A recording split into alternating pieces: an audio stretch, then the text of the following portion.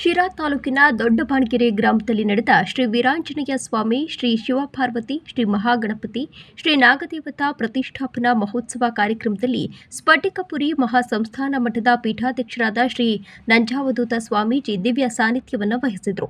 ಶಾಸಕ ಟಿಬಿ ಜಯಚಂದ್ರ, ವಿಧಾನ ಪರಿಷತ್ ಶಾಸಕ ಚಿದಾನಂದ ಎಂ ಗೌಡ, ಸಮಾಜ ಸೇವಕ ಹುಲಿಕುಂಟೆ ಶ್ರೀರಾಮೇಗೌಡ, ಜಿಲ್ಲಾ ಪಂಚಾಯಿತಿ ಮಾಜಿ ಸದಸ್ಯ ಗುಜಾರಪ್ಪ, ಎಸ್ ರಾಮಕೃಷ್ಣ, ಕಾಂಗ್ರೆಸ್ ಮುಖಂಡ ರಾಮಕೃಷ್ಣ, ಹಾಲ್ಗುಂಡೇಗೌಡ, ಅಜ್ಜೇಗೌಡ, ಮುಖಂಡ ಸಣ್ಣೀರಪ್ಪ ಸೇರಿದಂತೆ ದೊಡ್ಡಬಾಣಗೆರೆ ಗ್ರಾಮದ ಗ್ರಾಮಸ್ಥರು ಹಾಗೂ ಮುಖಂಡರುಗಳು ಅದ್ದೂರಿಯಾಗಿ ಸ್ವಾಗತಿಸಲಾಯಿತು. ತದನಂತರ ಊರಿನ ಮುಖಂಡರುಗಳೊಂದಿಗೆ ವಿಶೇಷ ಪೂಜೆಯನ್ನು ಸಲ್ಲಿಸಿ ಪ್ರತಿಷ್ಠಾಪನಾ ಕಾರ್ಯಕ್ರಮ ಕುರಿತು ಮಾತನಾಡಿದರು.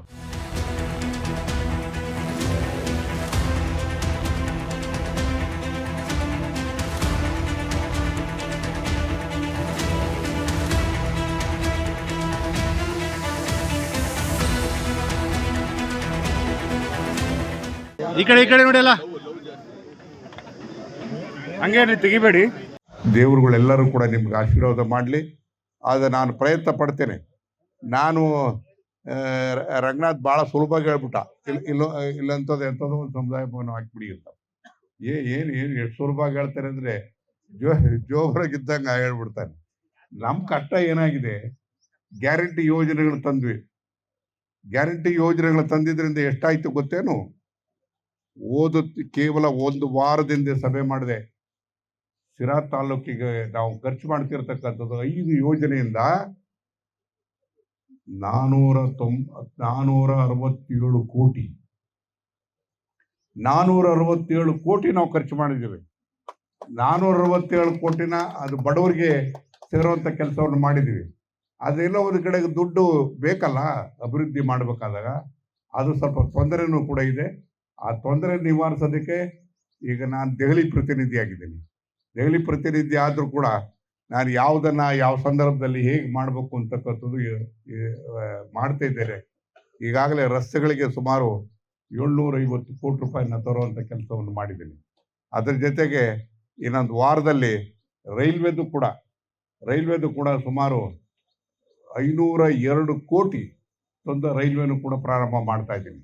ನಾನು ಇದೆಲ್ಲ ಯಾಕೆ ಹೇಳ್ತೀನಿ ಅಂತ ಹೇಳಿದ್ರೆ, ಎಲ್ಲ ಒಂದು ಕಡೆಗೆ ನಿಮ್ಮೆಲ್ಲರ ದೇವರಿದ್ದಾರಲ್ಲ, ದೊಡ್ಡಬಾಣಗೆರೆಗೆ ನಿಮಗೆ ಆಶೀರ್ವಾದ ಮಾಡೋದ್ರ ಜೊತೆಗೆ ಆ ದೇವರು ನನ್ನನ್ನು ಕೈ ಹಿಡಿದಿದ್ದಾನೆ. ನಿಮ್ಮ ಋಣ ತೀರಿಸ್ತಕ್ಕಂಥ ಅವಕಾಶವನ್ನು ಮಾಡಿಕೊಟ್ಟಿದ್ದಾನೆ.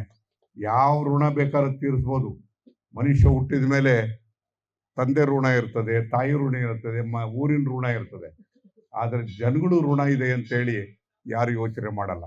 ನಾನೊಬ್ಬ ರಾಜಕಾರಣಿಯಾಗಿ ನಾನು ಇದು 48ನೇ ವರ್ಷ ನಾನು ಶಾಸಕನಾಗಿ ಜನಗಳನ್ನು ಋಣ ತೀರಿಸೋಂಥ ಕೆಲಸವನ್ನು ಮಾಡಬೇಕು ಅಂತಕ್ಕಂಥ ಮಾತನ್ನು ನಾನು ಎಲ್ಲ ಸಂದರ್ಭದಲ್ಲಿ ಹೇಳ್ತೀನಿ. ಎಲ್ಲ ರಾಜಕಾರಣಿಗಳು ಕೂಡ ಅದನ್ನು ಅರ್ಥ ಮಾಡ್ಕೋಬೇಕು.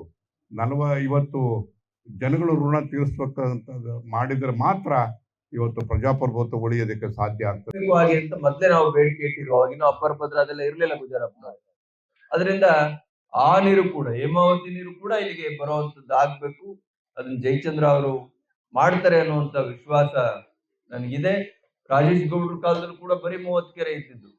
ಮತ್ತೆ ಅಡಿಷನಲ್ ಆಗಿ ಆತ 35 ಕೆರೆಗಳನ್ನ, ನಾವ್ ಹೇಳಿದ ಎಲ್ಲಾ ಕೆರೆಗಳನ್ನು ಪಾಪ ಸೇರಿಸಿ ಈಗ 65 ಕೆರೆಗಳಾಯ್ತು.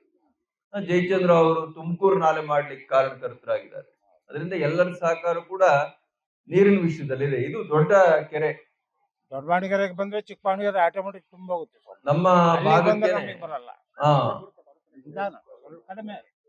ನಮ್ಮ ಭಾಗಕ್ಕೇನೆ ಬಹಳ ದೊಡ್ಡ ಕೆರೆ ದೊಡ್ಡಬಾಣಗೆರೆ. ಇಲ್ಲಿಗೆ ಬಂದ್ರೆ ಚಿಕ್ಕಬಾಣಗೆರೆಗೂ ಅನುಕೂಲ ಆಗುತ್ತೆ ಅಂತ ಹೇಳ್ತಾರೆ. ಅದೇನೇ ಇರ್ಲಿ ನೀವು ಫಾಲೋ ಮಾಡಿ. ಏನು ನಿಮ್ಗೂ ಹಕ್ಕಿದೆ. ನೀವು ಇವರು ಏನು ಅಪ್ಪರ ಭದ್ರ ಚೀಫ್ ಇಂಜಿನಿಯರ್ ಇದ್ದಾರೆ, ನಾನು ಕಳಿಸಿದೆ ಅಂತ ಹೋಗಿ ನಾನು ಅವ್ರಿಗೆ ಫೋನ್ ಮಾಡಿ ಹೇಳ್ತೀನಿ. ಈಗ ಪಣೀಂದ್ರ ಇರಬೇಕನ್ಸುತ್ತೆ.